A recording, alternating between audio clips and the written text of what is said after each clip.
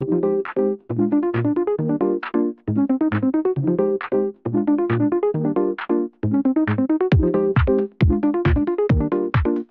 好，我是凱夫。那我們今天來跟各位介紹一下 Acer 的這一台 ES1 這個電動滑板車。那其實確實也很久沒有跟各位來開箱介紹電動滑板車了啊。最近都在忙這個消費級的外骨骼以及電動推車比較多。那還有一個原因也是因為其實Segway 今年出來的這個3系列E3、F3、G3 已經囊括了這個低、中、高蠻齊全的一個滑板車品項，所以短期之內呢，確實也沒什麼新品。為什麼我們又要賣這一款呢？因為這一台 Acer 的 ES1。它填補了一個空缺，就是2-3年前 Segway 有一個 D 系列ABCD 的 D18 跟 D38， 那其中又以 D18 呢，其實是相當的熱銷。它的原因不外乎就是它入門價格比較便宜嘛，雖然說續航力比較短，但是它就佔到了一部分，就是我不需要長續航我只是說很簡單的從家裡到這個停車場從停車場到公司這個一個短途的代步的這個機種。那 D18 由於已經停產了，所以有那麼一段時間呢，就產生了一個空缺就是這個真正入門級的滑板車那我們發現 Acer 這一台 ES1 剛好可以填補這個空缺因為目前最重要的就是它價格11580，然後呢，它的這個各方面性能我們自己親測了當然便宜的滑板車就是便宜的滑板車的性能，它很多地方都有它的這個優缺點。不過總體來講還是符合我們瑞德對於這個產品的一個要求的一個品質所以我們會決定販售。好，那我們這一次就來開箱看一下這一台這個 Acer ES1 電動滑板車它什麼樣的一個特色。在我們開箱之前，可以簡單的講一下它的基本的規格首先是重量的部分，12.27公斤簡單講就是13公斤了，也算是目前我們賣的滑板車裡面算相对比較輕的。然後它的載重呢是100公斤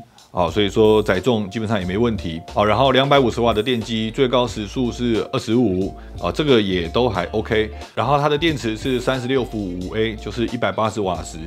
官方是宣稱它的續航力有23公里但是那個是在這個體重比較輕、速度比較慢，就是說這個條件比較嚴苛狀況下的一個續航力啦。那像我這個80公斤，如果都是 full speed 就是全速時速25的話，其實續航差不多就是10到12公里加上你有時候會上坡嘛，這個耗電又會稍微大一點，所以確實就是一個短途的一個代步工具然後它的胎是8寸的實心胎實心胎好處就是沒有這個破胎，也不用打氣不用擔心這些問題。但是其實缺點也是很明顯，就是它的這個路感會比較明顯，就是震動的感覺尤其是如果路面比較不平的話，這個顛簸的感覺確實是比較嚴重那這個也比較沒辦法改善，就是實心胎的特色就是這樣子。好，那這就是它大致上的一個規格。好，那我們來開箱來看一下，可以打開來裡面有一個手把它是少數需要自己安裝手把的電動滑板車。使用說明書這應該是它的充電器。好，大致上就是這樣子，我們就把車子拿出來吧。OK， 這就是它的一個車的本體，所以要安裝的部分呢，其實也比較簡單就是它的這個手把以及這個剎把，看起來也是要自己鎖。先看一下它的配件吧。這邊看起來像是一個說明書裡面有教你怎麼樣去安裝這個一本小本比較厚的這是英文版的說明書，然後裡面還附了一個安裝工具，簡單的安裝工具，一個6角，然後這個白色盒子充電器充電器這個製造商寫的是倚天酷基也就是 Acer 他們自己生產的一個充電器。是42伏 1.2A， 这充電的功率是真的很小啦就只有50瓦的輸出所以說按它這個180瓦時的電量來看就是差不多3.5到4小時能夠充滿。然後我們就按照它的這個說明，我們來安裝看看吧。OK， 一開始在這個把手的兩端有2個保護的一個蓋子，把它拔下來這個蓋子另外一邊也是。可以拔下來，然後把這個剎把給套進去。它的剎把位於左邊，然後是單一一個。稍微有點緊哦，這時候它稍微有點緊，那就拿它附的這個六角，稍微把這個六角螺絲轉鬆一點點，然後就可以裝進去了。好，裝進去以後再把它稍微鎖緊一點。等一下我們把它立起來，再來調一下它這個沙把的角度。好，然後它的這個手把是有分左右的哦。好，在這個手把的旁邊哦，一個 R 跟 L。我們就是 R 是右邊，我們就裝右邊。然後另外一邊啊，它的左側 L。好，然後頭燈的角度稍微把它調整一下。好，那這樣就安裝完成了。那我們來講一下這個產品的特色吧。OK， 那我們從上面開始說。首先第一個特色就是它的手把。好，那它的手把呢，我們是自己把它轉上去的嘛。其實它為什麼要這樣設計？它的設計的這個目的是說，當你要把它折起來放到這個車廂裡面的時候，有時候你看，這個車寬度可能還是比較寬一點，哦，那你就可以順時鐘把它再擰下來。那當你把它轉下來以後，是不是整個車就寬度就沒那麼寬了？就它是為了收納性，所以做了一個可拆裝的手把。哦，那但是其實我們之前在賣的這個賽格威的產品啊，手把一直都是固定的。好，那所以說，當我第一次遇到這個可以拆裝的時候，我第一個擔心的就是它這個安全性的問題。哦，是怕說因為你手把常常在那邊握嘛，會不會騎到一半它鬆掉還是怎麼樣？那 Acer 是有跟我解釋說，其實因為我們雙手在這個握的時候，基本上應該都是往後發力。哦，那它因為是往後是越鎖越緊的，只有在往前，就是你把手把擰着往前轉的時候，才是去鬆它。所以這一點也是能夠說服我啦，因為正常在騎這個滑板車的時候，應該不會手去往前啊，你比較難做這個動作哦。不論你是去拉沙把也好，或者是去按這個電門也好，基本上都是應該是往後發力哦。所以說這個就是還能夠稍微說服我說，它這個手把拆裝是安全的。哦，不過因為每個人使用習慣不一樣嘛，搞不好有些人就喜歡在騎的時候手往前轉，哦，那在這台車就千萬不能做這個事情啊，因為你轉了以後，雖然說手把不會馬上的就這個掉下來，哦，但是你再轉個十幾圈之後，它是手把是會被擰下來的，哦，所以說這也是這個 ES1 這台車的一個大特色，哦，就是當你不要收納的時候，然後空間真的非常狹窄的時候，哦，它的手把是這樣擰下來，然後就放旁邊，好，然後車子它這個折起來以後就相當的窄，哦，那當你要騎的時候啊，你就是把它再這樣子，哦，然後擰上去，就自己可以完成這個手把的拆裝。OK， 第一個就是它的這個手把，哦，然後沙把的部分呢，就是我們剛剛只是把它稍微鎖上去。好，然後抓到一個喜歡的一個角度，你再把它下面的這個六角鎖緊就好了。然後它的鈴呢是傳統的鈴鐺，還堪用啦，就是這個比較清脆的傳統的一個聲音。哦，然後它的開關呢，其實也比較簡單，就只有開關鍵跟一個頭燈鍵。然後我們長按是把它開機，開機。那開機以後，它一樣有3段這個速度可以調。那是雙擊2下，這個開關鍵連點2下，去切換它的這個速度。好，然後在切換的時候，它的速度檔位有3個，分別是這個白色的 S， 就是時速6，也就是我們講的這個行人模式。好，再點2下，是一個橘色的 S， 這時候的時速是10。好，然後再點2下，紅色的 S 呢，它的最高速度是25。好，然後當你在這個白色 S， 也就是行人模式的時候，下面2個這個方向燈，黃色的這個方向燈會處於這個閃爍的狀態。所以說它的速度的話，我覺得在這麼小的車能做到25，其實也算是 OK 了，因為它輪徑小，然後踏板的可踩踏面積也小，所以其實25我覺得已經差不多是一個上限。再快的話，它操控起來也會蠻危險的。然後電量的部分就比較簡單，4格的電量指示燈，1格代表25%，好，然後上面的話就是它的這個時速，其實還是比較簡單易懂的一個界面，好，然後頭燈是另外獨立的一個頭燈按鈕，好，只要短按一下，好，頭燈是這一顆就開了。那亮度的話，我只能說就是勉強可以，大概可以照到你前方大概4公尺到5公尺的一個範圍，不是特別亮的一個頭燈啊，算是比較小的頭燈。因為這台車它的這個訴求其實就是一個短程的代步哦，所以說頭燈也就是剛剛好符合就好了。好，然後在這邊呢，在左邊的沙把呢，它還有一個方向燈。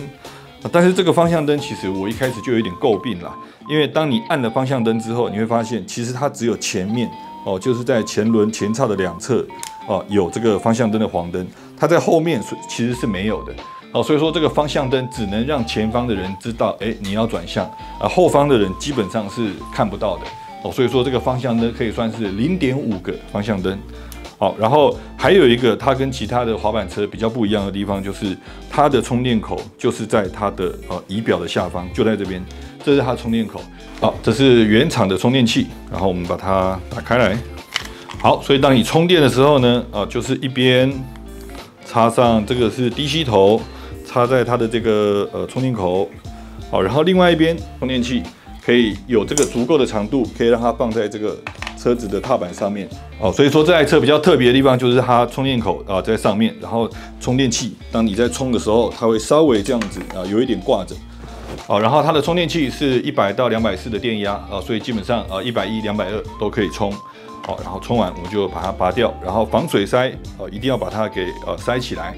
OK， 那這就是它這個滑板車的上半部。好，然後我們再往下看，它的這個立管這邊比較粗，也就是它的電池其實是在這個立管裡面，所以說它立管還比較粗。然後再加上它是一個前驅的車，也就是它的馬達在前輪，所以可以說這整台車的重心大部分都在前面。好，然後前面再往下看呢，就是它的這個前梁。然後我們現在可以來示範一下它的折疊方式。它的折疊方式，也有那麼一點點的小麻煩，就是當你要折疊的時候，第一步其實要先把這個這邊有一個安全鎖給拉開啊，拉開稍微轉一下呢，它就會卡在一個位置，讓它卡在這個位置上，好，然後讓它卡在這個位置上之後呢，我們把腳踏提起來，然後這邊有一個讓你踩的一個折疊結構，就是往下踩，然後這樣子往後。它的龍頭就收起來了，我們要再手動的把這個安全鎖給擰回去，這樣才完成它一個折疊的步驟。所以確實是稍微麻煩一點，就是你要彎腰去做這個打開以及關閉這個安全鎖的動作。然後在這個狀況下，如果你要展開的話，第一樣是把這個安全鎖給拉開。安全鎖拉開以後呢，稍微按一下它，再把它撐開，撐起來，聽到咔一聲，它就展開完成。然後展開完成之後，還要再手動把這個安全鎖給擰回去，擰個半圈讓它卡回去。好，然後在立管下面呢，就是它的這個避震，前面有一個大概3公分形成的一個避震。那只能說有一點用啦，但是用處不是很大。因為首先它是彈簧的，然後再來它行程不是很長所以說當你真的到很顛簸的地方的時候呢，稍微起到一點避震的效果總比沒有好。那接下來就是它這個踏板的位置，踏板是一個鋁合金的一個鋁脊型去成型的，其實以踩踏面積來講，真的是不是很大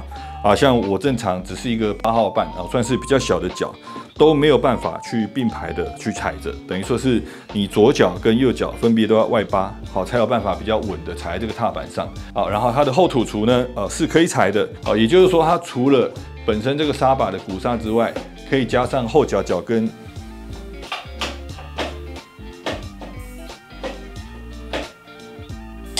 去踩踏這個擋泥板去來做輔助剎車。然後後輪就是一個比較簡單的蟲洞輪沒有任何的動力，它的鼓剎是在後方。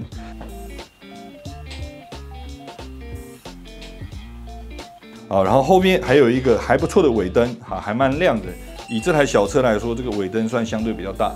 所以至少在這個行車的那個安全性上面都還比較有保障一點。然後它的腳撐也是小小的一個在它的左側這樣子提下來。就可以做停放了。好，然後接下來講 APP 它沒有 APP 因為就是一個很陽春、很簡單的車，所以它也沒有 APP 然後也沒有所謂的防盜或上鎖的功能所以說如果你停在路邊的話，想要這台車不要被偷走的話，自己還是要準備。我們目前買一些這個滑板車、買腳踏車的客戶也都是用這個鎖就是密碼鎖，打開來直接從它的後輪有這個縫隙的地方，直接給它穿過去。穿過去以後，然後再找任何一個停車柱或者是電線桿，反正只要能夠固定的東西就把它鎖住，就起到一個防盜效果。那其實我們拿到這台車呢，我自己也測試了差不多，從大直到這個社子，大概一個9公里左右，來回了3、4次，再加上我們也去這個社子那邊的河濱稍微騎了一下，反正我總體的騎乘感覺就是，如果你是追求舒適度的話，那這台車肯定不適合你，因為小輪徑，然後踏板又小，所以騎起來真的沒有什麼舒適度可言啦。再加上它180瓦時的這個電量，其實也是小電量，可能騎個2、3公里，你就會發現它就開始掉1格、掉2格，所以說這個里程焦慮還是有的，它就是那麼簡單、目的明確的一個，讓你放在後車廂，讓你在做這個可能6公里以下的這個通勤，可能是停車場到家裡的一個代步，或者是停車場到公司的一個代步。總的來說，它的定位就是短程代步，體積小，價格便宜，然後不追求這個舒適性或者是長距離，就是它的一個特點。當然還有另外一個特點就是，它是 Acer 的。那我相信一直到現在為止，都很多人不知道，原來 Acer 也做滑板車。沒錯，Acer 其實除了做電動滑板車之外，他們也做 e-bike， 就是電動輔助自行車。所以說畢竟是有一個大品牌在後面撐腰，然後它的給的保固呢，我個人也覺得還可以接受啦。就是一般來說，這種11000多塊的車，電池都只有半年的保固。但是這台 ES1 呢，就是它的3電，這個馬達、電控跟電池是給了1年的保固，然後車架呢是2年保固，然後消耗品就是像什麼輪胎啊、鼓剎之類的這個消耗品的話，就是3個月到半年不等。那總之最貴的電池有1年保固，我覺得對一台1萬多的這個車來講，還算是蠻實惠的。重點是公司不會倒。通常在賣這種比較便宜的車的這個品牌，我們之前除了 Segway 以外都沒賣，就是因為大部分做這種比較入門車款的都是一些比較小的公司。然後我們確實有遇過這種公司可能3年就不知去向了，就倒了，然後保固沒得做。宏基畢竟是一個大公司嘛，它比較不會有這樣的問題，所以這也是為什麼即使它的這個優點缺點這麼明顯的狀況下，我們還願意向你推薦這台車這也是一個很大的一個原因，就是售後比較有保障。好，那我们來快速總結一下吧。它沒有 APP， 也沒有太多花俏的功能，但是基礎的東西都做的都算是還不錯，速度也還不錯，然後頭燈、尾燈也都有，然後車身的部分也還算扎實，所以說算是對得起它的價格啦。然後再加上它的這個保障，Acer 大公司的售後的保障，所以我是覺得這台車還是可以吃到一個12000元以下這個價格段，還算是蠻有競爭力的。那我們現在瑞德這個40店面都有這個體驗車包含這個台中的五象電競以及高雄的瑞里我們的經銷商也都有這台車歡迎各位如果有興趣的話可以來我們這邊去做體驗或者是購買，然後線上購買也可以。好，那這一期的開箱因為產品比較簡單，所以也比較簡短希望大家喜歡。我是凱夫，拜拜。